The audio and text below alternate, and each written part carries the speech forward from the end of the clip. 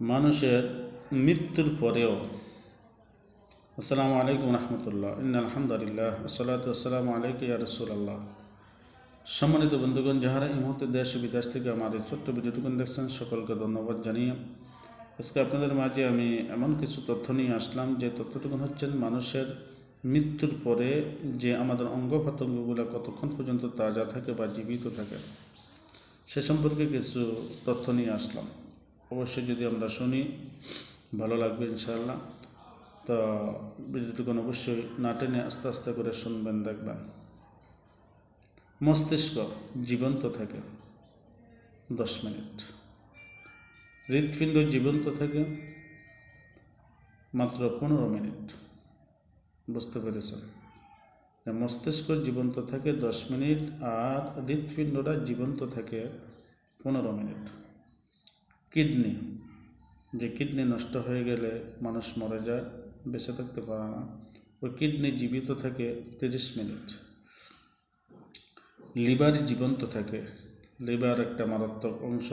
ওই লিভারটা যদি নষ্ট হয়ে যায়, তার সকল কিছু নষ্ট হয়ে যাবে এবং সে মৃত্যুবরণ করবে। তো লিভারটা কতক্ষণ পর্যন্ত জীবিত থাকে? এটা হচ্ছে 12 থেকে 15 মিনিট। ফুসফুস জীবন্ত থাকে 4.8 ঘন্টা, 4 থেকে 8 ঘন্টা। শ্বাসতন্ত্র জীবন্ত থাকে, শ্বাসতন্ত্র জীবন্ত থাকে 4 ঘন্টা। চামড়া জীবন্ত থাকে 6 থেকে 12 ঘন্টা। এর মধ্যে চামড়া পচে যাওয়ার সম্ভাবনা বেশি থাকে এবং পচা শুরু করে দেয়।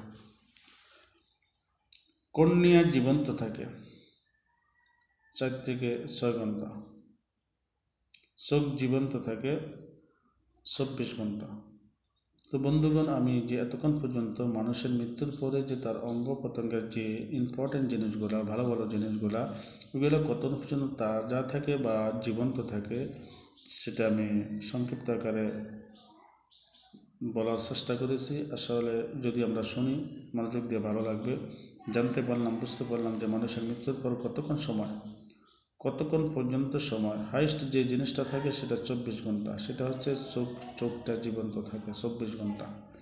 চোখের মধ্যে আবার একটা কর্নিয়া আছে, ওই কর্নিয়াটা কিন্তু এতক্ষণ থাকে না, ওটা 4 থেকে 6 ঘন্টা পর্যন্ত থাকে, পুরো নষ্ট হয়ে যায়।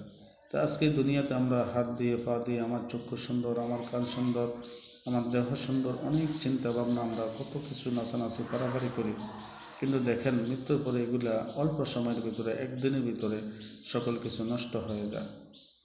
তো আল্লাহ তাআলা আমাদেরকে অহংকার মুক্ত জীবন দান করুক। আল্লাহ তাআলা কবুল করুক। আমিন।